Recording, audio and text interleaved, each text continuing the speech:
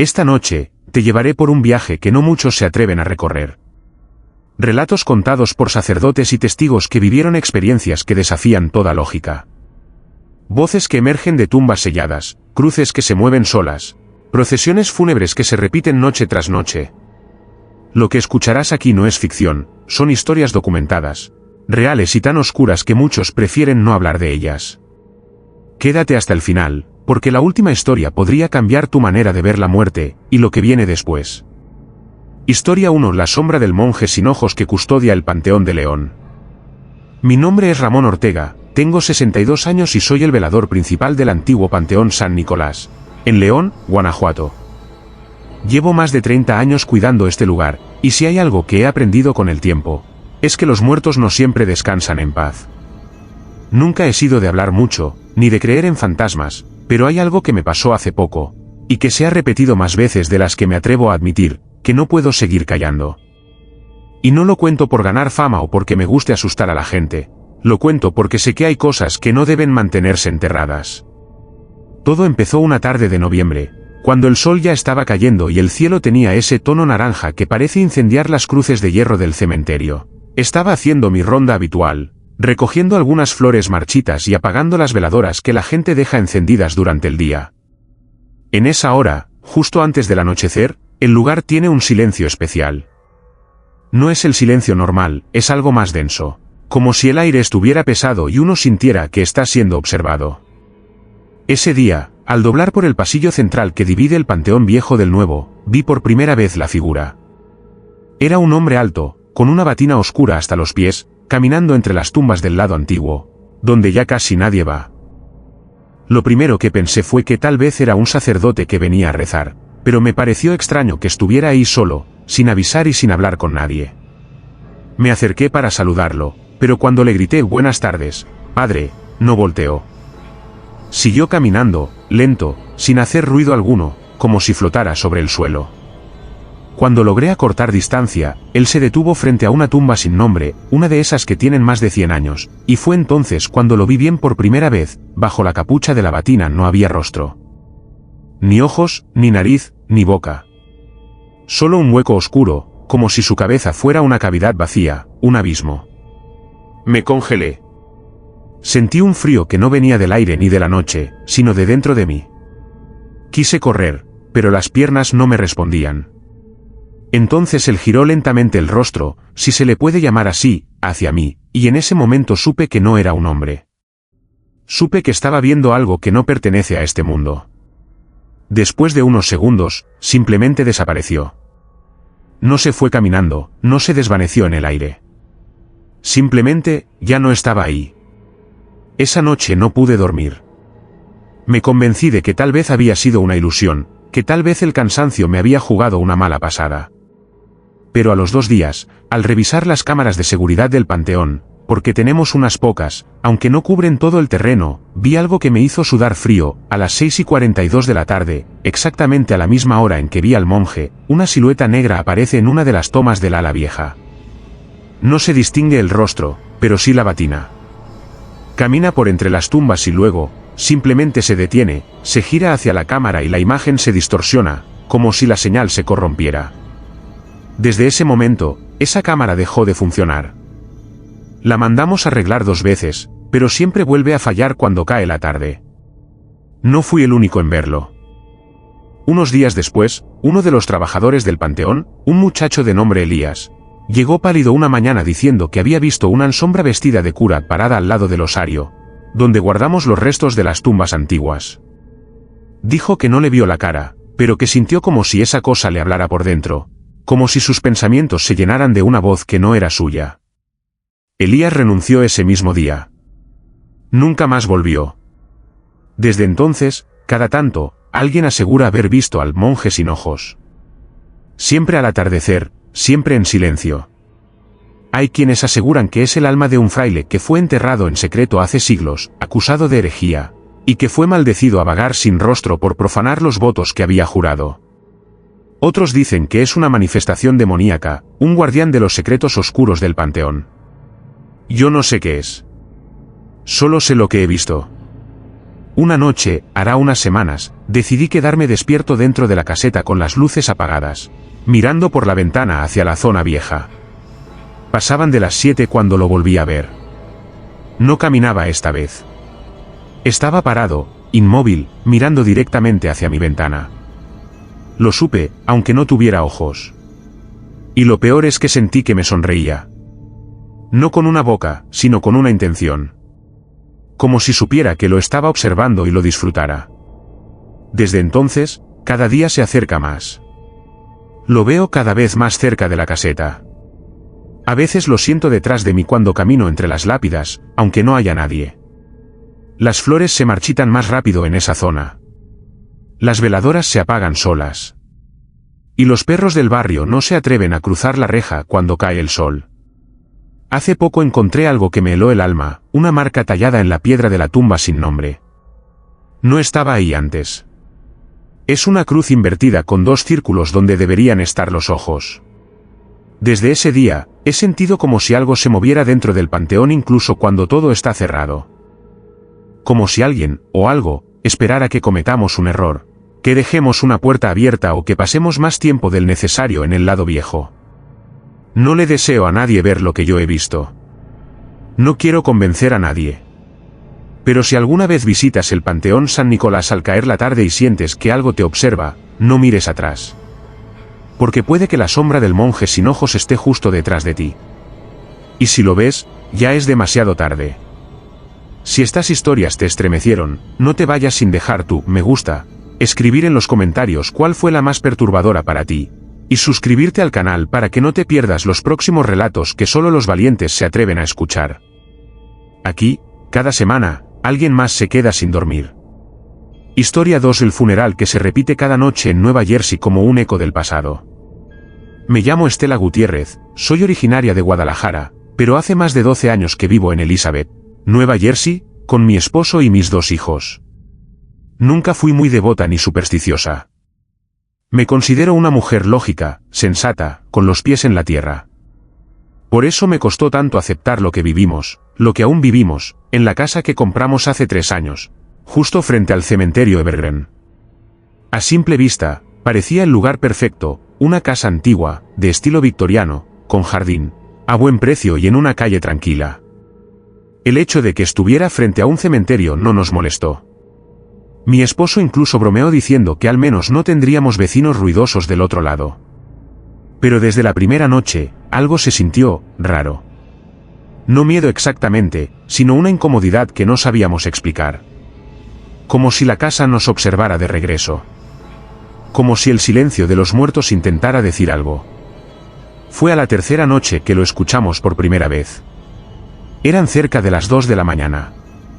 Mi esposo y yo estábamos en la cama cuando un sonido lejano nos hizo abrir los ojos al mismo tiempo. Era una especie de música, como un órgano antiguo tocando un himno fúnebre, seguido por pasos, muchos pasos. Pensamos que alguien celebraba un entierro nocturno en el cementerio, aunque eso no tenía sentido. Me levanté y corrí la cortina del cuarto. Lo que vi me dejó sin palabras. Del portón principal del cementerio salía una procesión. Personas vestidas de negro, muchas con velos en la cabeza, caminaban lentamente por el sendero de grava, algunos sosteniendo velas, otros cargando un ataúd.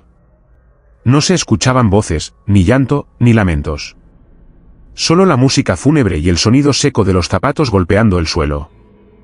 Lo más extraño era la forma en que caminaban, como si estuvieran suspendidos en el tiempo.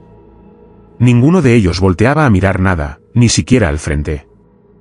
Sus cabezas permanecían ligeramente inclinadas, como si todo el funeral se llevara a cabo en piloto automático. Quise grabarlo, pero en cuanto tomé mi celular, la imagen desapareció por completo. Como si nada hubiese estado allí. Pensé que quizá lo había imaginado. Pero al girarme, vi a mi esposo de pie, con la cara pálida y los ojos bien abiertos. Él también lo había visto. Esa noche no dormimos. Nos quedamos en silencio, con la luz encendida, tratando de encontrar una explicación. A la mañana siguiente, pregunté discretamente a nuestra vecina más cercana, la señora Ramos, una puertorriqueña de 80 años que vive ahí desde hace décadas. Cuando le mencioné la procesión, su rostro cambió de inmediato. Me pidió que entrara a su casa y cerró la puerta con llave, como si hablara de algo prohibido. Ese funeral aparece desde hace muchos años, me dijo en voz baja. Dicen que fue un entierro que nunca debió hacerse, que alguien fue sepultado sin confesión, sin nombre, sin perdón. Y que cada noche, las almas que lo acompañaron están condenadas a repetirlo hasta que alguien lo interrumpa. Le pregunté si sabía quién era la persona enterrada, pero negó con la cabeza. Nadie lo sabe. Solo que el ataúd nunca llegó a tocar tierra. Que lo cargan y lo cargan, pero jamás lo entierran. Durante semanas intentamos ignorarlo. Cerrábamos las ventanas, poníamos música para dormir, incluso cambiamos de habitación. Pero siempre, entre la 1 y las 2 de la madrugada, la música volvía. A veces suave, a veces más fuerte. Los pasos retumbaban en el suelo, como si cruzaran justo frente a nuestra puerta. Lo peor fue cuando empezamos a escuchar golpes. Golpes sordos en la pared del frente, como si algo, o alguien, se detuviera frente a la casa y tocara, 3 veces. Siempre 3. Una noche, decidí esperar despierta frente a la ventana con mi celular listo. A la 1:47 de la madrugada, la procesión apareció de nuevo. Esta vez venían más cerca, por la acera. Grabé, o al menos eso creí. Al revisar el vídeo, solo se veía la calle vacía. Pero la música sí quedó grabada. El sonido del órgano, una melodía triste, repetitiva, imposible de identificar, acompañada de pasos. Lo mostré a un sacerdote de la iglesia local. Al escucharlo, palideció y me preguntó de dónde lo había sacado. Me rogó que no me acercara al cementerio de noche. Que hay cosas que no deben ser perturbadas. Todo se intensificó cuando mi hija menor, Camila, de 7 años, nos dijo una mañana que una mujer entraba a su cuarto por las noches. Tiene un velo negro, nos dijo. Y me dice que no me preocupe, que pronto vamos a ir todas juntas. Pensamos que era una pesadilla, hasta que empezó a dibujarla.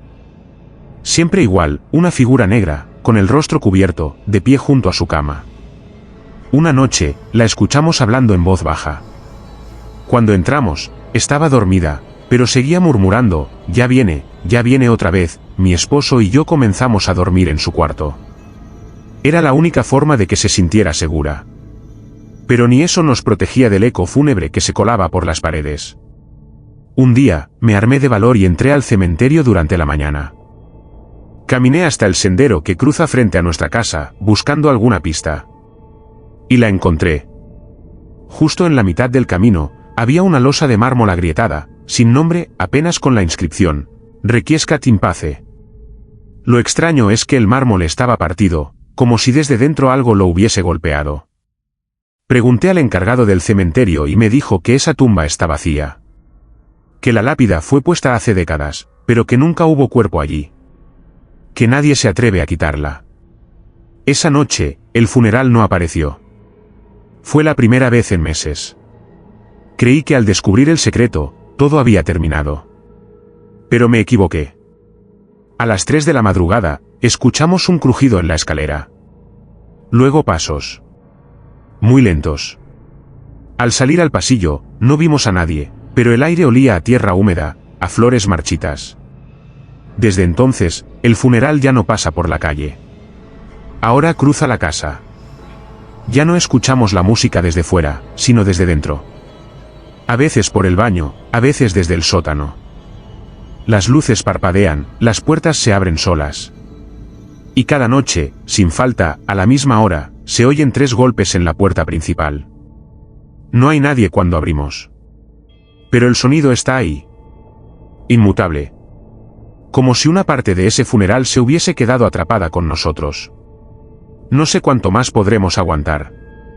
Nos dijeron que vender esta casa es imposible. Que nadie quiere vivir frente a un cementerio maldito. Algunos días pienso en prenderle fuego. Pero algo me dice que ni así se irá. Que mientras ese ataúd siga sin tocar la tierra, seguiremos escuchando el funeral cada noche. Como un eco eterno del pasado que se niega a morir. Si estas historias te estremecieron, no te vayas sin dejar tu me gusta, escribir en los comentarios cuál fue la más perturbadora para ti, y suscribirte al canal para que no te pierdas los próximos relatos que solo los valientes se atreven a escuchar. aquí, cada semana, alguien más se queda sin dormir. Historia 3. La cruz que gira sola cada madrugada en San Luis Potosí. Me llamo Mauricio Alcaraz, tengo 54 años, soy originario de San Luis Potosí y trabajo como sacristán en la parroquia de Nuestra Señora de la Merced, que está justo frente al Panteón Municipal. Desde muy joven he estado ligado a este lugar, ayudando en misas, cuidando del templo y atendiendo a quienes llegan con dolor o necesidad. Pero hubo algo que me cambió para siempre. Algo que muchos aquí conocen, pero prefieren no hablar. Algo que ocurre cada madrugada frente al altar de los que ya no hablan. Una cruz de piedra que, sin ayuda de nadie, gira sola justo cuando el reloj marca las 3:17 de la mañana. Ni un minuto antes, ni uno después. Al principio, pensé que eran rumores.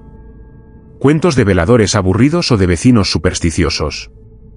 Me reía por dentro cuando escuchaba decir que la cruz del panteón se mueve sola como si buscara algo. Pero una madrugada, hace ya casi un año, me tocó presenciarlo. Yo estaba en la sacristía preparando las velas para un velorio matutino. Como me había quedado solo esa noche en la parroquia, decidí salir a fumar un cigarro en la parte trasera del templo, que da justo al muro del cementerio. El lugar estaba en silencio, apenas iluminado por un farol viejo que lanzaba sombras largas sobre las tumbas. De pronto, un ruido de piedra raspando contra piedra rompió el silencio. Era un sonido seco, lento, como si algo pesado estuviera girando. Me asomé por la reja y lo vi. En el centro del panteón, sobre una tumba antigua con bordes erosionados por el tiempo, estaba la cruz. Una cruz grande, de más de 1 metro de altura, hecha de piedra volcánica. Y sí, se movía. Lentamente, como si alguien invisible la empujara. No había viento. No había animales cerca. Solo el chirrido agudo de la base de la cruz rozando contra la piedra de la lápida. Se detuvo después de dar un giro completo. Me quedé parado, inmóvil, sin entender lo que había presenciado. Pensé en contarlo, pero me quedé callado por miedo al ridículo. Sin embargo, la curiosidad me ganó. A la noche siguiente, puse una alarma para levantarme exactamente a las 3:10. Salí con linterna y grabadora en mano, me acerqué al muro y esperé. A las 3:17 en punto, volvió a ocurrir. La cruz giró. No de forma violenta ni rápida, sino con una precisión inquietante. Grabé el audio. Se escucha claramente el roce de la piedra. Pero cuando intenté grabarlo en vídeo, la cámara del celular se apagó. Probé con otros 2 aparatos en distintas noches, siempre con el mismo resultado. Imágenes borrosas, archivos dañados. Solo el sonido se salvaba. Un día, me armé de valor y entré al cementerio justo después del anochecer. Quería ver la cruz de cerca. La lápida estaba cubierta de musgo y tierra vieja. A los pies, apenas se leía el nombre del sepultado, Eusebio Mendiola, 1887-1910. Ninguna otra inscripción. Ni frases, ni símbolos religiosos, ni flores. Solo ese nombre y esas fechas. Me llamó la atención que hubiera muerto tan joven. Pregunté a algunos ancianos del barrio, y una mujer me dijo que Eusebio fue un hombre temido en su época. Según ella, era curandero de los malos, alguien que jugaba con cosas que no debía. Tenía pacto con lo oscuro, me dijo. Y cuando murió, nadie quiso enterrarlo en tierra bendita. Lo metieron al panteón porque no había otro sitio, pero la cruz que pusieron nunca quiso quedarse quieta. Después de eso, comencé a investigar. Busqué en los registros parroquiales. Encontré un viejo cuaderno con notas desordenadas y cartas que hablaban de él. Al parecer, Eusebio vivía solo, al pie del cerro, y recibía a personas que buscaban resolver problemas con remedios que ningún médico quería tocar. Decían que hablaba con los muertos, que dormía en criptas abandonadas y que una vez lo vieron sacar tierra de una fosa y comérsela durante una luna llena. Su muerte fue repentina. Algunos dicen que se suicidó, otros que lo mataron entre varios por una especie de rito que salió mal. Lo cierto es que desde su entierro, la cruz no ha dejado de girar cada madrugada. Comenzaron a pasar cosas extrañas. Una noche, mientras caminaba por el pasillo de la iglesia, escuché claramente una voz que susurró mi nombre. Volteé de inmediato, pero no había nadie. La puerta principal estaba cerrada con llave. Otro día, al entrar a la sacristía, encontré todas las velas derretidas como si hubieran sido expuestas al fuego por horas, a pesar de que estaban nuevas la noche anterior. Los vasos de agua bendita aparecían con un olor extraño, como si tuvieran tierra o sangre. Y una madrugada, al salir del templo, vi algo que no he podido olvidar, una figura de espaldas, de pie junto a la cruz. No era alta, ni parecía agresiva. Solo estaba ahí, como esperando algo. Pero lo más aterrador fue que, al girarse, no tenía rostro. Era como una máscara de carne lisa, sin ojos, sin boca. Y en el centro del pecho, tenía tallada una cruz idéntica a la de la tumba. Corrí de vuelta al templo y no salí hasta el amanecer. Hablé con el padre Anselmo, un hombre mayor que lleva más de 4 décadas en la diócesis. Le mostré las grabaciones, los audios, todo lo que había anotado. Me escuchó con atención, pero no parecía sorprendido. Me dijo que sabía de la cruz, que ya otros antes de mí habían intentado investigarla. Y todos, según él, terminaron enfermos, perdiendo la cordura o desapareciendo.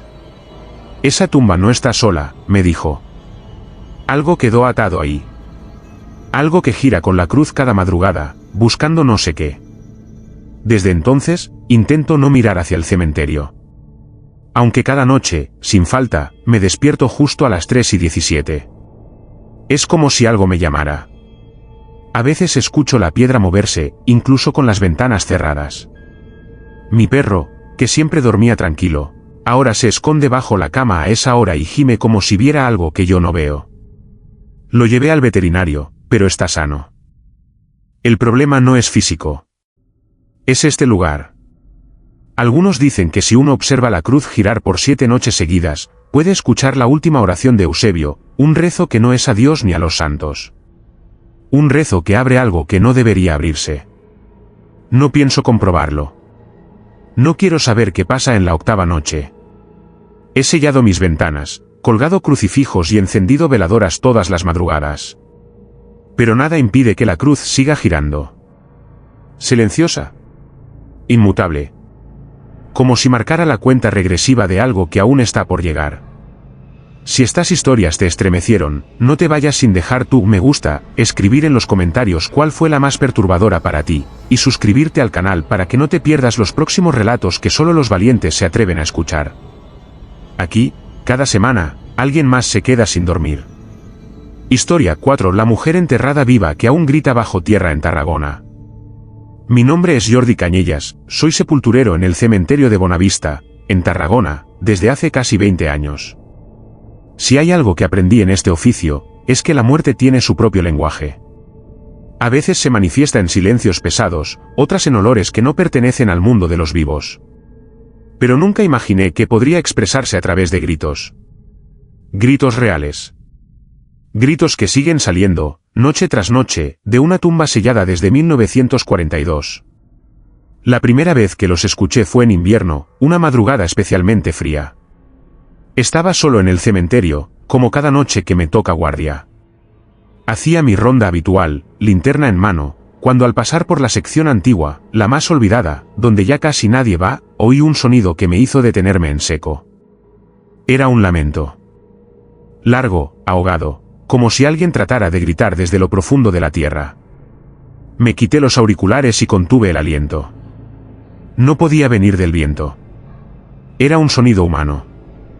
Un quejido agudo que venía, claramente, desde una tumba en específico, la número 43 del sector F. Una losa desgastada, con musgo en las esquinas y un nombre casi borrado por el tiempo, Isabel Vives y Soler. Nada más. Ni fecha de nacimiento, ni de muerte, ni epitafio. Me acerqué, incrédulo, pensando que tal vez un animal se había colado en alguna grieta bajo tierra. Pero el lamento volvió, más fuerte, más desesperado. No eran palabras, pero se sentía una angustia real, cruda, como si alguien suplicara sin saber cómo. Esa noche no dormí. Al día siguiente lo comenté con mi compañero Enric, que lleva aún más años que yo trabajando ahí. Lo esperaba todo menos lo que me dijo, a mí también me ha pasado. Pero no te metas con eso, Jordi. Esa tumba tiene historia, y no es buena. Me contó que en los años 40, en plena posguerra, muchas muertes no eran registradas correctamente. Médicos agotados, falta de equipos, diagnósticos erróneos. Dicen que a Isabel la enterraron viva, me dijo. Que sufrió un ataque de catalepsia, esos que te dejan como muerto, sin pulso aparente, y que despertó dentro del ataúd. Nadie la escuchó a tiempo. Desde entonces, esa tumba ha estado sellada. Nadie la ha exhumado, ni la ha tocado. Y sin embargo, los lamentos siguen allí. Decidí investigar por mi cuenta. Fui al archivo municipal.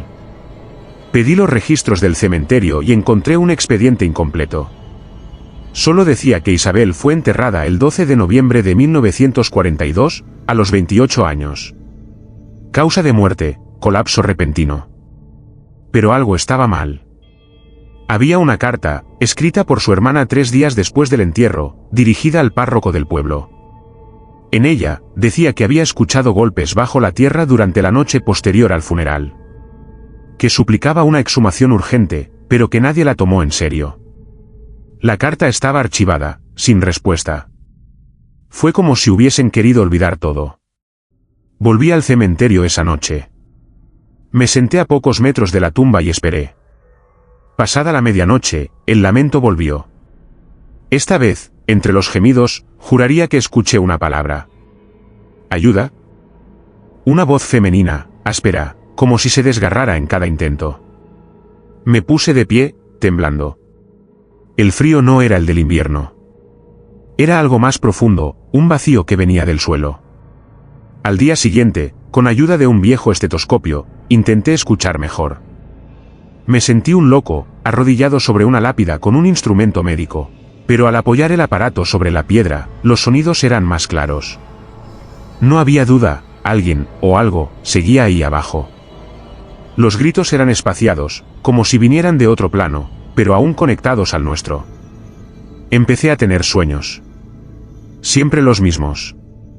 Una mujer en un ataúd, arañando desesperadamente la madera. Sus uñas sangran, su rostro está cubierto de tierra, y sus ojos, llenos de terror, me miran como si pudiera ayudarla. Al despertar, siempre tenía las manos frías y tierra bajo las uñas, a pesar de dormir con guantes. No se lo conté a nadie. Solo seguí yendo a la tumba cada noche, como si le debiera algo. Como si no ir la hiciera sufrir más. Le dejaba flores, velas, rezos. Pero nada cambiaba. Los gritos seguían. Un día, durante una limpieza general del cementerio, propuse restaurar las tumbas más antiguas, incluyendo la de Isabel. Lo hice como excusa para abrirla. Cuando llevé la propuesta al ayuntamiento, uno de los funcionarios me pidió hablar en privado. Cerró la puerta y me dijo, no insistas en abrir esa tumba. No es por ti, es por todos. Al parecer, otros lo habían intentado en el pasado. 2 trabajadores que rompieron la lápida años atrás, murieron en un accidente pocos días después. Otro desapareció. La tierra no quiere que la molesten, me dijo. Esa mujer no fue enterrada sola. Aquella frase me quedó rondando en la cabeza, no fue enterrada sola. Volví a los archivos. Revisé actas, notas de prensa, cualquier indicio. Encontré una mención en un periódico local de 1942. Joven mujer fallece repentinamente en extrañas circunstancias. Familiares alegan conducta errática en días previos. Algunos vecinos mencionan comportamientos, fuera de lo natural, punto. Nada más. Pero una frase al pie de página decía, el entierro fue autorizado sin autopsia. Todo se volvió más intenso. Ya no eran solo gritos. La tierra junto a la tumba comenzó a agrietarse. Las velas que dejaba amanecían partidas en 2. Las flores se marchitaban en minutos.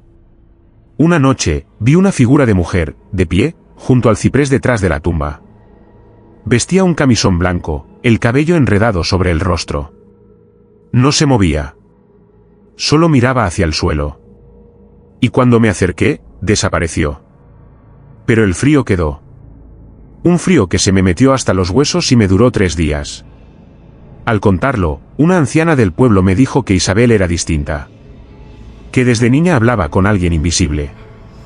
Que la veían hablar con la nada, y que su madre la llevaba a escondidas con curanderos. Algunos decían que tenía algo dentro. Otros, que había nacido en una hora maldita. Ahora sé que algo no descansa ahí abajo. Que los gritos no son solo de desesperación, sino de advertencia. Cada noche, a la misma hora, los escucho más claros. Más largos. Como si la tierra se estuviera cansando de retenerlos. Como si pronto ya no hiciera falta una voz para salir. Intenté grabarlos. Las grabaciones se dañan, se distorsionan, pero un técnico me dijo que parece un patrón de voz humana atrapada en una interferencia. Quisimos llamar a un sacerdote.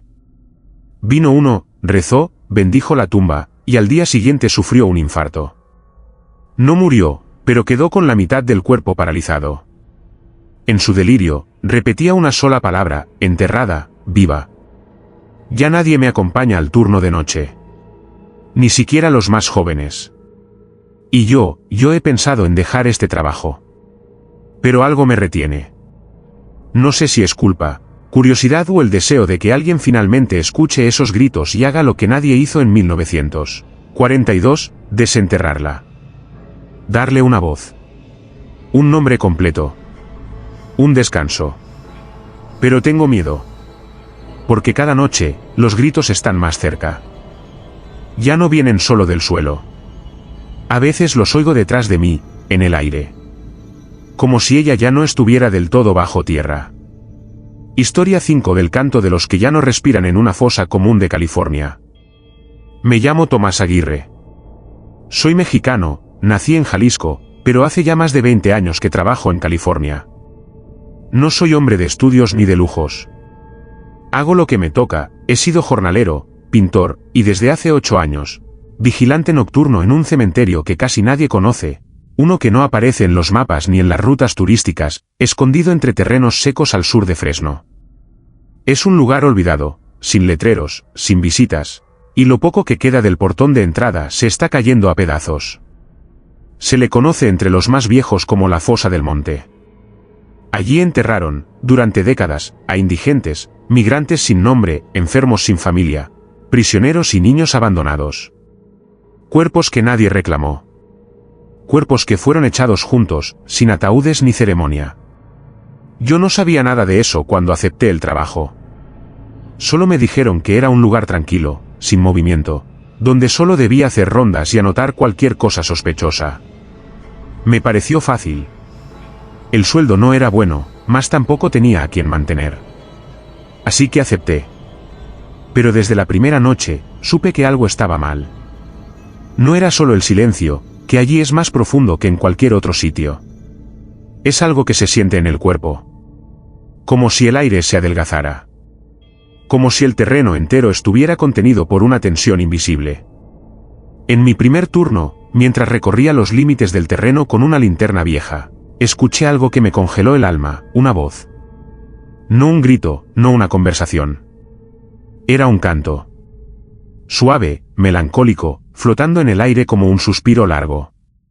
Al principio pensé que alguien había entrado al terreno, tal vez otro trabajador o algún loco que se escondía por allí.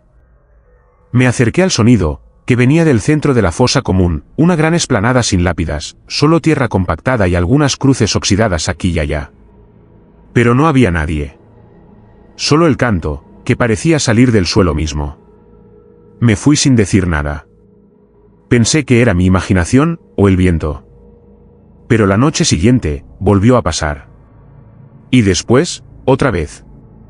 Siempre el mismo canto. Nunca igual, pero con esa tristeza profunda que atraviesa el pecho. Empecé a grabarlo con mi celular. Las primeras veces, no se escuchaba nada. Solo estática. Pero una noche, al reproducir uno de los audios, escuché algo claro, varias voces, como un coro lejano. Voces de hombres, mujeres, incluso niños. Cantaban algo que no logré entender, en un idioma que no reconocía. Era como una mezcla entre lamento y rezo. Un canto que no pertenecía a esta época. Se lo mostré a un amigo que sabe de sonido. Lo analizó con su computadora y me dijo que el archivo tenía irregularidades. Parece que hay voces grabadas encima de otras, como si fueran múltiples capas de audio solapadas, me dijo. Pero no hay cortes. Y lo más raro es que algunas frecuencias no pertenecen a la voz humana. No quiso seguir analizando. Me pidió que no volviera a enviarle nada. Poco después, comenzaron los sueños. Siempre era de noche, siempre estaba yo parado en medio de la fosa. Escuchaba el canto, pero esta vez acompañado de pasos. No veía a nadie, pero los pasos se acercaban, rodeándome, hasta que una mano fría me agarraba del brazo y me despertaba sobresaltado. Algunas veces, al despertar, tenía marcas en la piel, como dedos largos y delgados, pero ningún médico supo explicarlo. Una noche, decidí quedarme en la fosa hasta que el canto terminara. Llevé una linterna potente y me senté en un banco de cemento al borde del terreno. El canto comenzó a la 1:33 de la madrugada. Al principio era apenas un murmullo, luego fue creciendo, volviéndose más agudo, más penetrante. A las 2:11, me pareció ver movimiento bajo la tierra. Como si algo respirara, como si hubiera burbujas de aire elevándose en la tierra seca. Luego, las voces se apagaron de golpe. Y por unos segundos, reinó un silencio absoluto. Entonces oí una palabra, dicha por muchas voces al mismo tiempo, como si varias gargantas hablaran con un solo pensamiento: recuerda. Esa palabra me quedó grabada en la cabeza como fuego. Fui al archivo municipal buscando información sobre el lugar. Me costó trabajo, porque muchos papeles habían sido extraviados o destruidos con el tiempo. Pero encontré una carpeta con recortes de periódicos antiguos. Uno hablaba de una epidemia en los años 30, otra de una redada contra migrantes en los años 50. Los cuerpos eran enterrados allí. Sin juicio, sin misa, sin nombre. Había registros de mujeres sin identificar, niños encontrados en canales, hombres muertos en la frontera. Todos juntos, apilados. Un documento mencionaba que una noche, durante una tormenta, la tierra de la fosa se abrió, y que se encontraron restos sin ataúd, con las manos atadas. Pero el informe fue sellado. Silenciado. Comencé a preguntarme si esas voces eran memoria. Si ese canto era la única forma que esas almas tenían de existir. No un lamento, sino un llamado a no ser olvidados. Algunas noches, podía distinguir palabras en español antiguo, otras en lo que parecía mixteco, náhuatl, o algo que jamás había escuchado. Empecé a tener visiones, mujeres con el rostro cubierto de cal, hombres con los ojos vacíos, niños sosteniendo flores negras. Todos en silencio. Solo la canción los acompañaba. Un patrón extraño se repetía, cada vez que alguien se acercaba con intención de excavar en la fosa, ocurría un accidente.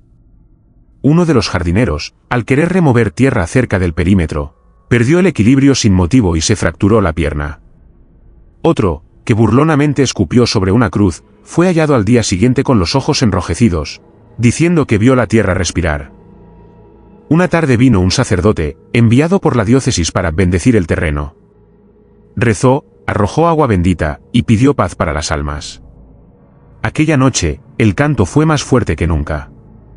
Se escuchaba incluso desde la carretera. Varios conductores se detuvieron al borde del camino, creyendo que había una ceremonia o un ritual. Pero no había nadie. Solo la tierra cantando. Desde entonces, aprendí a respetar. Cada vez que escucho el canto, me detengo y bajo la cabeza. No rezo, no hablo. Solo escucho. Porque siento que si dejo de hacerlo, algo se romperá. Como si el canto contuviera algo que no debe liberarse. No todos los muertos descansan. Algunos se quedan esperando ser escuchados, ser recordados. Y si nadie lo hace, cantan. Cantan con la rabia de haber sido arrojados al olvido. Cantan porque es lo único que les queda. Ahora grabo las voces cada noche, aunque los archivos se corrompen, se distorsionan, o simplemente desaparecen. Solo uno se ha mantenido intacto. Lo reproduzco a veces, cuando estoy solo. No hay letra. Solo una melodía aguda, inhumana, que a veces se convierte en susurro. En ese susurro, juro que escucho mi nombre. No sé cuánto tiempo más podré seguir trabajando aquí. Pero sé que si algún día desaparezco sin dejar rastro, no me busquen lejos. Estaré allí, bajo la tierra seca, donde ya nadie respira, pero todos siguen cantando. Historia 6 del sacerdote que bendijo su propia tumba en Puebla sin saberlo. Mi nombre es Elías Ramírez, y hasta hace 2 años fui sacerdote en un pequeño pueblo al norte del estado de Puebla, llamado San Jerónimo del Monte. Un lugar escondido entre cerros y neblinas, donde las casas aún se hacen de adobe y las campanas de la iglesia suenan a mano. Ahí serví por más de 20 años, guiando a la comunidad en bodas, bautizos, funerales y, sobre todo, en la lucha silenciosa contra las cosas que no se ven, pero se sienten. La historia que estoy a punto de contar no es un sermón ni una parábola. Es un testimonio. Porque aún hoy, al recordarlo, mis manos tiemblan, y la fe, esa que me sostuvo desde joven, se quebró de una forma que ya no puedo reparar. Todo comenzó una madrugada de noviembre, durante el Día de los Muertos. En San Jerónimo, las familias visitan el cementerio desde temprano.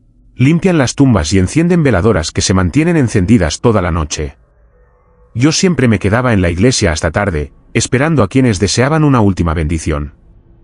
Pero esa noche, poco después de las 11, un hombre tocó la puerta de la sacristía. Era don Fermín, el sepulturero del pueblo.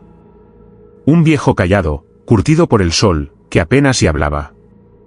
Lo noté más pálido de lo normal, con el sombrero en la mano y los ojos rojos. «Padre, disculpe la hora, pero necesito que venga conmigo al panteón». «Hay algo que debe ver», me dijo sin rodeos. Pensé que se trataba de una profanación o de algún borracho causando problemas.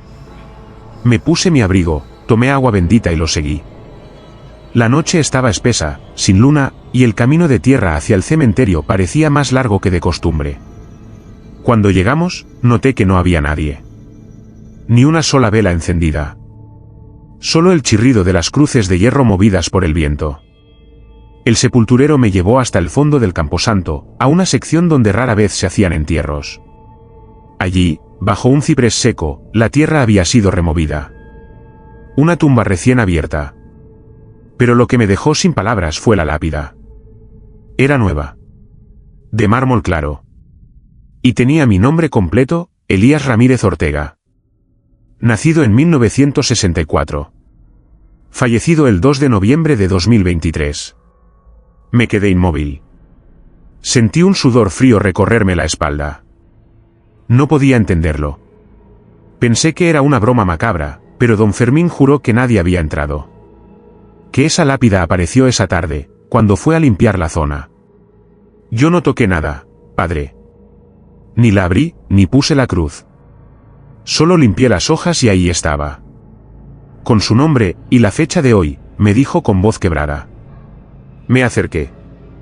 La cruz sobre la lápida estaba torcida, como si alguien la hubiera colocado deprisa. Y debajo, claramente cincelado, estaba mi nombre, mi fecha de nacimiento, y mi fecha de muerte. Pero yo estaba vivo. Lo primero que pensé fue en el demonio. En un aviso. Tal vez había alguien queriendo asustarme. Tal vez era una advertencia espiritual. Pero mientras me agachaba a tocar la tierra suelta, sentí un calor proveniente de abajo. No era el calor de la tierra húmeda. Era algo más, denso. Como si esa fosa respirara. Como si algo dentro de ella no estuviera muerto. Saqué el hisopo, rocié agua bendita y recé con fuerza. Hice una oración de protección, otra de exorcismo leve, y pedí a Dios que expulsara cualquier mal del lugar. Cuando terminé, la tierra pareció hundirse un poco más, como si algo se hubiera reacomodado debajo. Don Fermín y yo nos miramos. Él estaba a punto de desmayarse. Me ofrecía regresar al día siguiente con ayuda para investigar más, pero esa noche, dormí mal. Soñé con mi entierro. Soñé que estaba dentro del ataúd, con la sotana puesta, y que nadie me escuchaba gritar. Que la tierra me cubría mientras el canto de los difuntos me llamaba por mi nombre. A la mañana siguiente, volví con 2 jóvenes del pueblo y un albañil. Les pedí ayuda para abrir la tumba. Cuando quitamos la lápida, todos quedamos en silencio. Dentro, había un ataúd. Uno real. De madera oscura, con acabados dorados, muy similar a los que se usan en los entierros de sacerdotes. Nadie en el pueblo recordaba haberlo colocado. Nadie lo reclamó. Y cuando lo abrimos, lo imposible ocurrió. Dentro del ataúd, estaba yo. Mi cuerpo. O una copia perfecta. Con mi rostro, mi ropa, incluso la cicatriz que tengo en la ceja izquierda. No estaba descompuesto, ni fresco. Era como si hubiera sido colocado hacía apenas unas horas. Cerré la tapa de golpe y sentí que el mundo se me venía abajo. ¿Cómo era posible? ¿Qué significaba eso? Llamamos a las autoridades. Vinieron de la capital, tomaron fotografías, muestras, y se llevaron el cuerpo para análisis. El fiscal que me atendió me dijo algo que aún me persigue. Padre, los exámenes de huellas coinciden con usted. El cuerpo es suyo. Pero también está vivo. No sabemos qué hacer con esto. Me sugirieron estudios psiquiátricos. Dijeron que quizás era un gemelo del que no tenía conocimiento. Pero mi madre, ya muy anciana, juró que solo me tuvo a mí. No hubo partos dobles. Nadie sabía nada. Volví a San Jerónimo, pero algo dentro de mí había cambiado. La gente comenzó a mirarme con temor. Algunos niños ya no querían acercarse a mí. Una señora se persignó cuando pasé frente a su casa. Y una madrugada, al levantarme al baño, encontré mi sotana tirada en el suelo, con tierra mojada en el dobladillo. Sentí que algo estaba habitando mi vida. Que quizás yo era el que no debía estar allí. O que la muerte se había equivocado, y había venido por mí antes de tiempo. A los pocos días, llegó el informe oficial, el cuerpo había desaparecido del laboratorio forense. Sin dejar rastro. Ni las cámaras lo captaron. Como si se hubiera desvanecido. No soporté más. Pedí mi retiro de la iglesia. Me alejé del pueblo. Me fui a vivir a un monasterio en silencio, donde aún permanezco. No celebro misa. No hablo con nadie. Solo rezo. Rezo con miedo. A veces sueño con mi doble. Lo veo caminar por San Jerónimo, con mi voz, mis gestos, y mis palabras. Solo que sus ojos no son míos. Son vacíos. Oscuros. Como los de un cuerpo que nunca debió regresar. No sé qué fue lo que bendije aquella noche. No sé si era un aviso o una sustitución. Lo único que sé es que, desde entonces, siento que mi alma ya no me pertenece por completo. Como si una parte de mí se hubiera quedado en esa tumba. Y lo peor es que la fecha en la lápida sigue allí. Grabada. Fija. Como si mi destino ya estuviera escrito. Solo estoy esperando que vuelva. Que me lleve. Que reclame lo que bendije sin saber, era mi propio final. Historia 7. Lo que grabó el dron sobre el cementerio de Boston y fue eliminado automáticamente.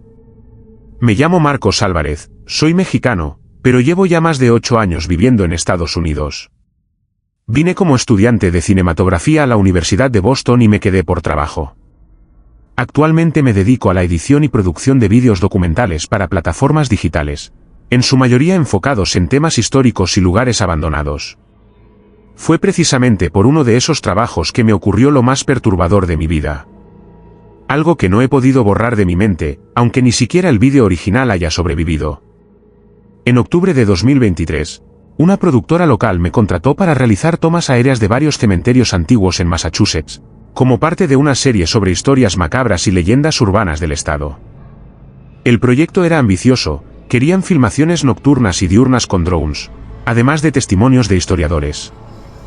Yo me encargaría exclusivamente de las grabaciones aéreas. Me pareció un trabajo sencillo y hasta emocionante. El último lugar de la lista era el Granary Burying Ground, en pleno corazón de Boston, un cementerio fundado en 1660, donde yacen figuras históricas como Samuel Adams y Paul Revere. A pesar de estar en el centro, rodeado por edificios modernos, el sitio conserva un aire pesado, casi sagrado. Fui una mañana gris, cerca de Halloween, cuando los árboles ya estaban perdiendo las hojas y el clima tenía esa humedad helada que te cala los huesos. El equipo técnico no me acompañó ese día. Solo iba a hacer unas tomas rápidas con el dron para probar encuadres. Usé mi dron profesional, un modelo de DJI Matrice, con cámara 6K y estabilizador térmico. Todo normal. Realicé un vuelo estándar de reconocimiento, desde el portón principal, subí recto hasta los 50 metros, y luego comencé a hacer tomas circulares del lugar.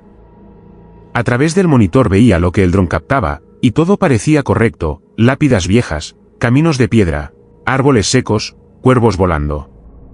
poético y siniestro. Justo lo que querían. Pero cuando hice un paneo en dirección al lado norte del cementerio, donde hay una sección más apartada, noté algo raro. La imagen del dron comenzó a parpadear. Primero pensé que era interferencia, pero el equipo era nuevo. La cámara mostró una especie de niebla negra que se movía en sentido contrario al viento. Era como una sombra, pero que flotaba sobre las tumbas, lentamente. Activé el zoom para ver mejor. La imagen se volvió más nítida por un segundo. Allí, entre dos lápidas inclinadas, había una figura humana.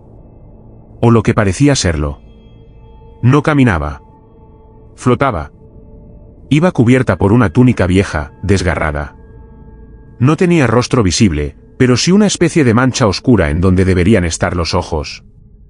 Me paralicé. Intenté ajustar el enfoque, pero en ese instante, el dron perdió el control y comenzó a descender por sí solo. No por falta de batería, estaba a más del 60%, sino como si alguien lo empujara hacia el suelo. Pude recuperarlo manualmente antes de que se estrellara. Lo traje de vuelta y lo apagué de inmediato. Apreté el pecho con fuerza. Me temblaban las manos. Respiraba rápido. No había nadie más en el cementerio, o al menos no vi a nadie al regresar la mirada. Me fui de allí lo más rápido posible, sin revisar nada más. Ya en casa, conecté el dron al computador para revisar las grabaciones. Y ahí fue cuando lo peor ocurrió. El archivo del vídeo, que debía pesar al menos 12 GB, aparecía como dañado. Intenté abrirlo con 3 programas distintos. Nada. El sistema me decía que el archivo no existía, aunque claramente sí ocupaba espacio en la memoria del dron. Pensé que era un error del software. Fui a las carpetas de respaldo automático, y estaban vacías. Inquieto, saqué la tarjeta SD y la coloqué en un lector externo. La carpeta apareció vacía por apenas un segundo, y luego vi cómo el archivo de vídeo comenzaba a desaparecer ante mis ojos. Literalmente se eliminó solo. Una a una, las carpetas vinculadas al vuelo de ese día comenzaron a borrarse automáticamente. Incluso traté de desconectar el lector, pero ya era tarde. Todo había desaparecido. Pensé que era un virus. Escaneé el equipo, actualicé el firmware del dron. Nada extraño. Pero lo más inquietante fue que al revisar las carpetas restantes, encontré un único archivo de texto, creado en ese momento. Su nombre, no debes mirar. Lo abrí. Era solo una línea, escrita en lo que parecía código ASCII, pero cuando la traduje, decía: lo que está enterrado ahí no desea ser visto. Sentí un escalofrío terrible. Cerré todo, apagué el equipo, y esa noche no dormí. Me llamaron de la productora al día siguiente preguntando por las tomas. Les conté que el archivo se corrompió. No quise entrar en detalles. Me dijeron que era una pena, pero que podía volver a grabar. Me negué rotundamente. Algo dentro de mí me gritaba que no regresara jamás. A las 2 semanas, uno de los historiadores que trabajaba en el proyecto me contactó. Me dijo que había investigado una parte oculta del cementerio, donde según registros de 1783, se habían enterrado cuerpos de personas ejecutadas por brujería y otros crímenes no registrados oficialmente. Un acta perdida mencionaba un cuerpo sin nombre, enterrado en una caja sellada con símbolos, al que ninguna ceremonia religiosa fue concedida. El acta terminaba con una advertencia escrita a mano. Nadie debe mirarlo desde el cielo. Nunca compartí esto con la productora. Terminaron el documental sin mis tomas, y el capítulo sobre el Granary Burying Ground fue omitido por problemas técnicos. Pero no fue un error de tecnología. Estoy convencido de que ese lugar guarda algo que no pertenece a este tiempo ni a esta dimensión. Después de eso, vendí el dron. Dejé de trabajar en lugares abandonados. Cambié de ciudad. Pero a veces, mientras edito algún vídeo común, la pantalla parpadea. Y por un segundo, solo por un segundo, aparece esa figura flotando entre lápidas, como un eco maldito que se niega a desaparecer. Una vez, mientras dormía con la computadora encendida, el ventilador del CPU se encendió solo. En el escritorio apareció de nuevo el archivo de texto. Esta vez, sin nombre. Solo decía: tú sí lo viste. Y eso basta. Si estas historias te estremecieron, no te vayas sin dejar tu me gusta, escribir en los comentarios cuál fue la más perturbadora para ti, y suscribirte al canal para que no te pierdas los próximos relatos que solo los valientes se atreven a escuchar. Aquí, cada semana, alguien más se queda sin dormir. Historia 8: La cripta que se abría sola cada 7 días en Valencia. Me llamo Esteban Muñoz, soy español, y desde hace más de 15 años trabajo como restaurador de bienes históricos, especializado en iglesias y estructuras funerarias antiguas. Mi labor me ha llevado a distintos rincones de España, pero nunca olvidaré lo que viví en una pequeña parroquia del centro histórico de Valencia. Nunca lo conté en voz alta, porque hasta yo mismo dudo de mi cordura. Pero ahora siento que si no lo dejo por escrito, ese lugar, esa cripta, seguirá abriéndose. Todo comenzó en enero de 2017, cuando fui convocado por el arzobispado para evaluar los daños estructurales en la iglesia de San Miguel de los Reyes, una antigua abadía del siglo XVI convertida parcialmente en biblioteca. Durante los trabajos de refuerzo en los subsuelos, los obreros encontraron una puerta oculta tras una pared de piedra. No figuraba en ningún plano. El acceso estaba sellado con gruesos bloques y cemento de aspecto antiguo. Parecía intocado desde hacía siglos. Después de obtener autorización da diócesis, abrimos con cuidado.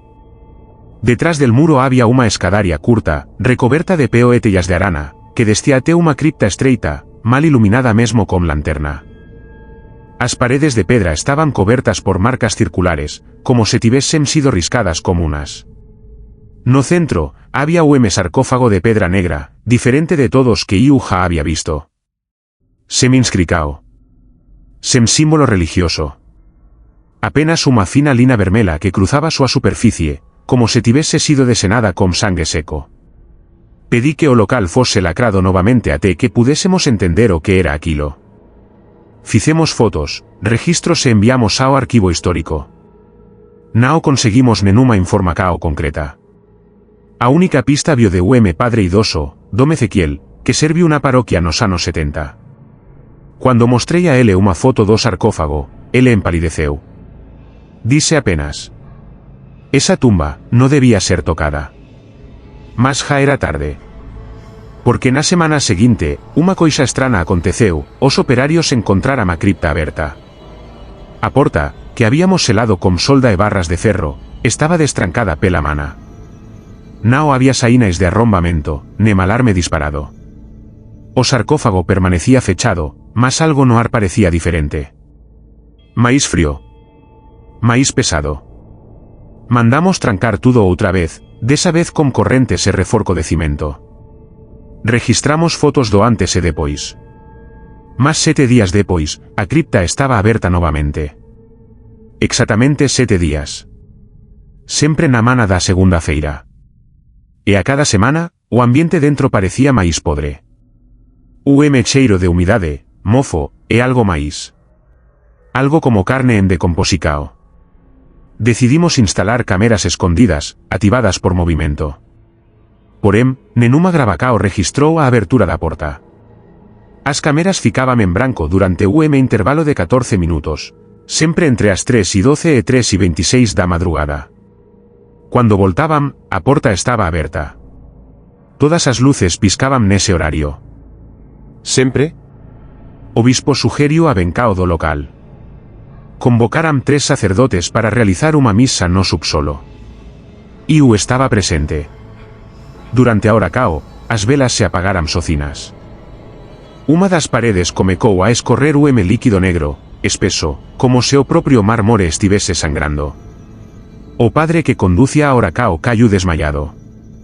Ao recobrar a consciencia, comecou a gritar en latín antigo, unha oracao de exorcismo que nenún de nos había ouvido antes.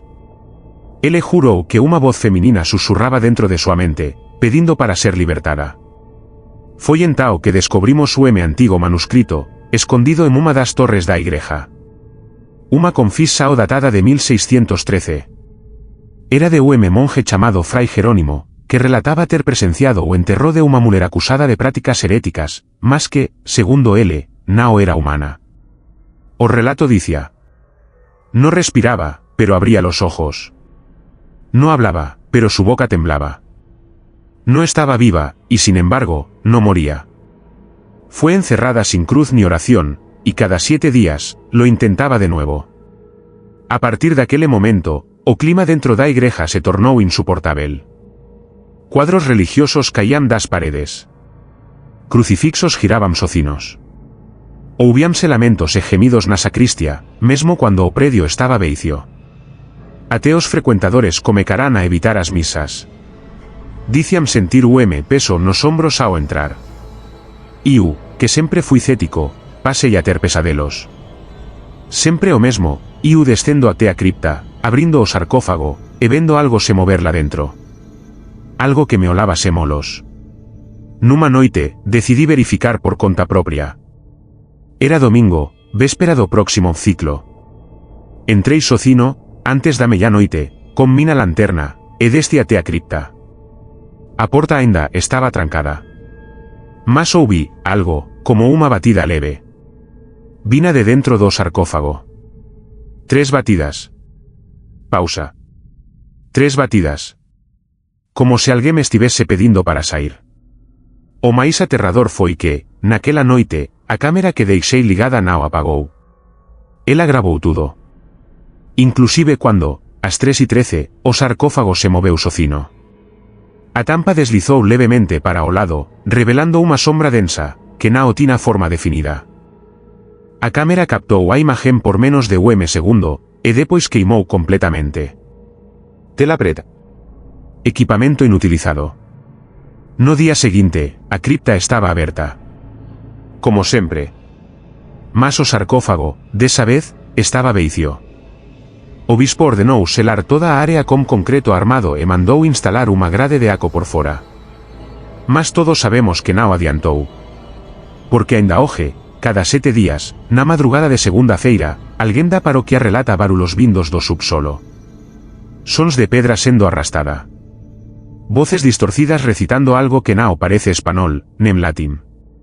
Deixei Valencia pouco depois. Mudei de provincia. Nunca máis trabalei con criptas. Mas a cada domingo a noite, acordou ás 3:13, sen motivo aparente. Teno a sensacao, de que alguén me está me observando. Como se o que se ayuda aquela cripta, agora estivese procurando, que me libertou. Yo estuve allí. Yo la vi. Yo abrí la puerta.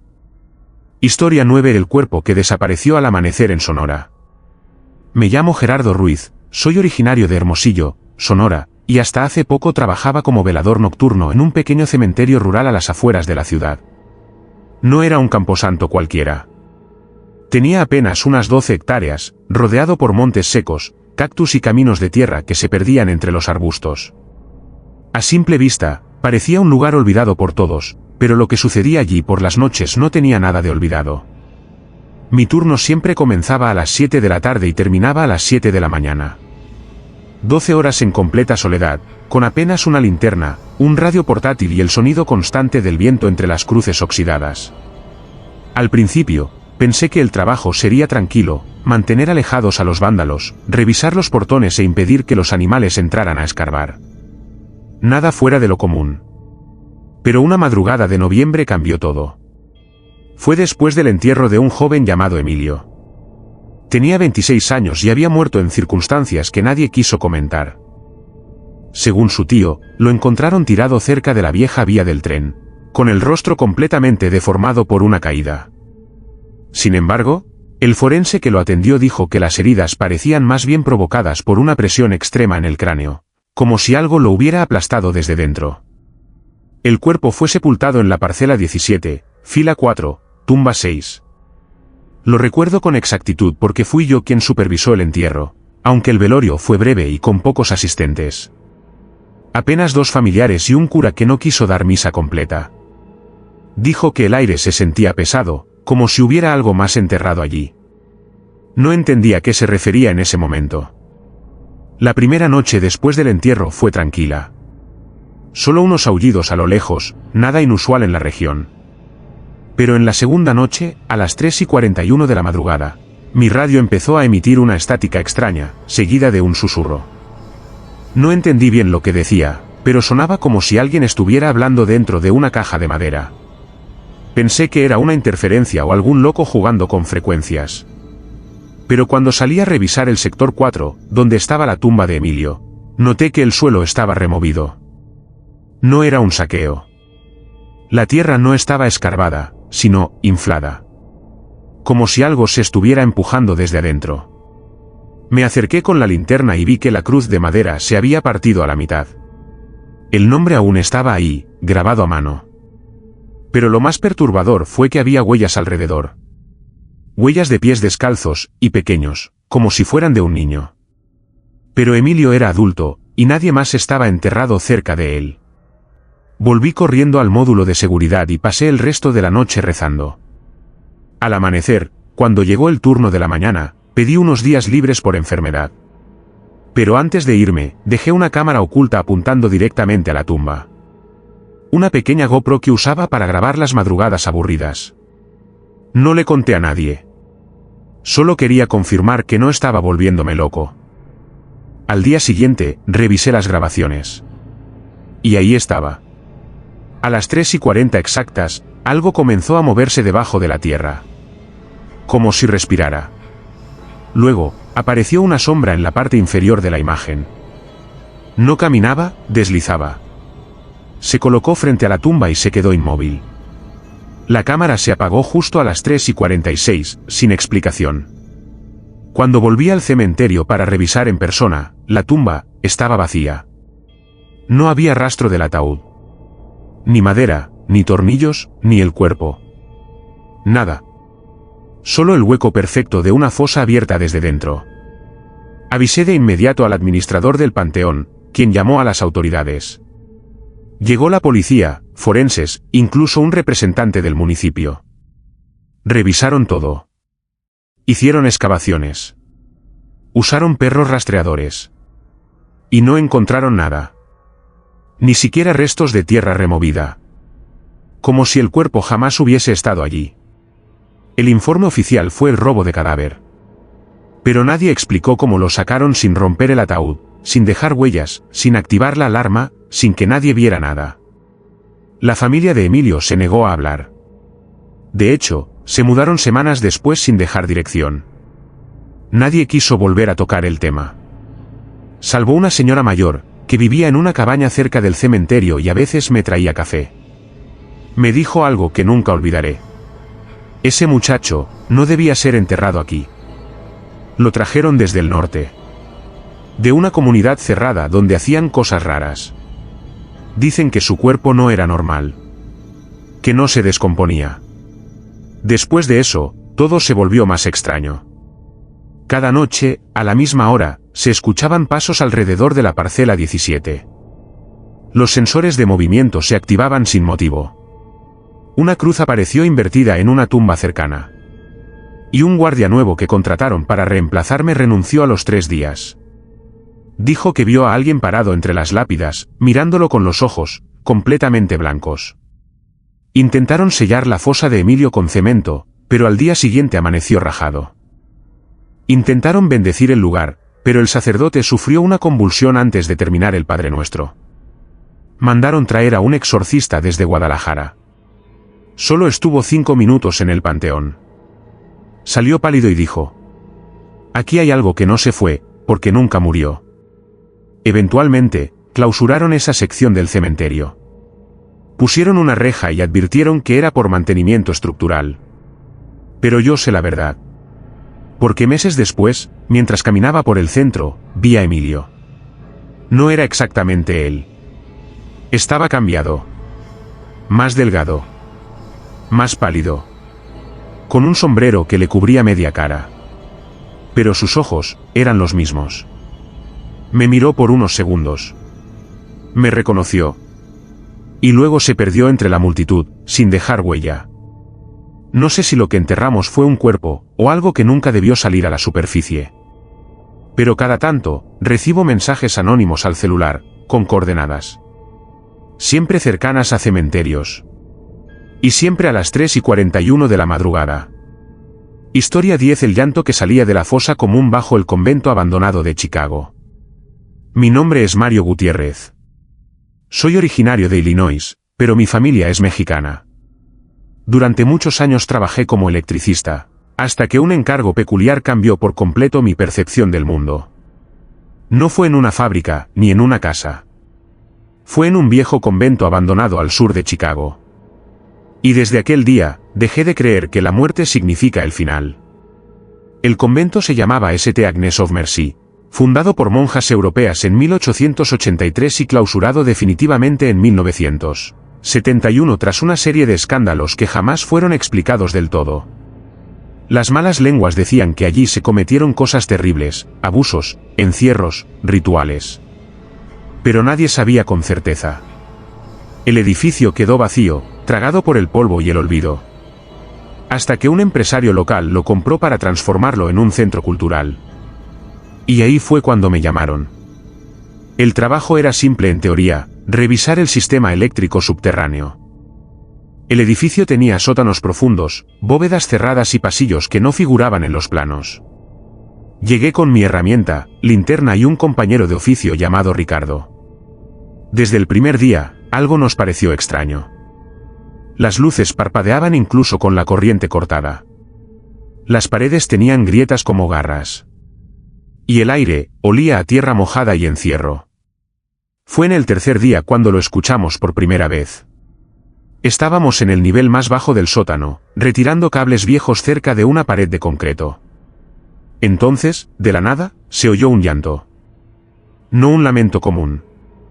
Era un sollozo infantil, constante, desesperado, casi como si alguien llevara horas llorando sin descanso. Miré a Ricardo, pensando que había sido su celular, pero él ya me miraba con los ojos muy abiertos, temblando. ¿Oíste eso?, me dijo en susurros. Sí, respondí. Viene de esa pared. Tocamos el muro y descubrimos algo inusual, era falso. Una sección de concreto más reciente, ligeramente hueca. No pudimos con las herramientas manuales, así que al día siguiente volvimos con un pequeño taladro industrial. Al romperlo, descubrimos una cámara subterránea, y lo que había dentro me persigue hasta hoy. Era una fosa común. Un hueco de unos 5 metros de largo, con al menos 20 cuerpos apilados. Algunos esqueletos completos, otros solo restos. Pero lo más espantoso era que no estaban enterrados en posición normal. Estaban amontonados, como basura. Y lo peor, muchos tenían las manos atadas con cordón de monja. Entre los cuerpos, encontramos una cruz de madera rota, una muñeca sin ojos y una libreta cubierta de moho. Dentro, había nombres. Decenas de nombres. Todos femeninos. Muchos tachados. Algunos con anotaciones como castigada o incorregible. Avisamos al supervisor de obra, que a su vez llamó a las autoridades. Pero lo que ocurrió a partir de ahí fue aún más macabro. Esa noche, Ricardo desapareció. Habíamos acordado que nos encontraríamos en una cafetería para hablar de lo que descubrimos. Él nunca llegó.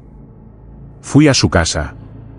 Su esposa me dijo que había salido por la tarde, con el rostro pálido, y que dejó una nota que decía, no debía abrirse. Pasaron días. Nunca lo encontraron. Y la policía, nunca investigó en serio. Como si alguien quisiera enterrar todo otra vez. Volví al convento solo, con una excusa cualquiera. Necesitaba recuperar la libreta. No podía dejar eso allí. Cuando bajé al sótano, la entrada a la fosa ya estaba sellada con concreto fresco. Y desde adentro, volví a escuchar el llanto. Esta vez no era uno. Eran varios. Voces infantiles. Algunas gritaban madre, no, otras solo lloraban. Una de ellas decía una y otra vez, no era mi culpa. Me arrodillé frente al muro, con los oídos cubiertos y el corazón latiendo como tambor. Y entonces, la luz de mi linterna se apagó. En la oscuridad, sentí un aliento frío en el cuello. Y una mano pequeña, huesuda, me tocó la espalda. Corrí sin mirar atrás. Tropecé, caí, me raspé todo el brazo, pero no me detuve. Al salir al nivel superior, las voces se silenciaron. Como si no pudieran pasar de cierta profundidad. Desde aquel día, empecé a investigar por mi cuenta. Descubrí que entre 1946 y 1969 desaparecieron al menos 34 niñas en el vecindario. Todas huérfanas. todas registradas en programas de asistencia religiosa. Ninguna fue hallada. Y nadie vinculó el convento con los casos, hasta que apareció esa fosa. Incluso hoy, los registros públicos están incompletos. Algunos archivos fueron destruidos en un incendio accidental. Pero no todo se perdió. Hablé con una mujer mayor, hermana de una de las niñas desaparecidas. Me recibió con miedo, pero después de insistir me contó la historia que nadie quería oír. Mi hermana se llamaba Teresa. Tenía 9 años. Se portaba mal, decían las monjas. Un día, la encerraron en el sótano por castigo. Nunca volvió. Dijeron que se había escapado. Pero yo sé que no. La escuché llorar, durante semanas. A través de la rejilla del piso. Hasta que su voz se apagó. Aquella noche, supe que lo que escuchamos no era una alucinación. Eran ecos. Ecos de almas atrapadas, condenadas a repetir su dolor, su sufrimiento. Y tal vez, esperando ser escuchadas. Intenté denunciar lo que encontré. Llamé a periodistas. A canales de televisión. A autoridades. Nadie respondió. Algunos me bloquearon. Otros me dijeron que no me metiera. Un ex empleado del convento me envió un correo anónimo que solo decía: ellas no descansan porque nadie las reclamó. Hoy el edificio sigue en pie, aunque clausurado de nuevo. Dicen que por problemas de estructura. Pero yo sé la verdad. Y los vecinos también. Todas las madrugadas, exactamente a las 3:17, los perros del barrio comienzan a ladrar. Las luces de la fachada parpadean, aunque no haya electricidad conectada. Y los más valientes, o los más tontos, que se atreven a acercarse, juran que desde los sótanos aún se escucha ese llanto. Un llanto que no es de este mundo. Yo dejé Chicago poco después. Pero cada año, en noviembre, recibo un sobre sin remitente. Dentro, una hoja escrita a mano, con un solo nombre nuevo. Un nombre que no estaba en la libreta. Un nombre de niña. Como si alguien, o algo, siguiera actualizando la lista. Y no sé qué me aterra más, que aún haya cuerpos escondidos. O que las voces sigan creciendo. Si estas historias te estremecieron, no te vayas sin dejar tu me gusta, escribir en los comentarios cuál fue la más perturbadora para ti, y suscribirte al canal para que no te pierdas los próximos relatos que solo los valientes se atreven a escuchar. Aquí, cada semana, alguien más se queda sin dormir.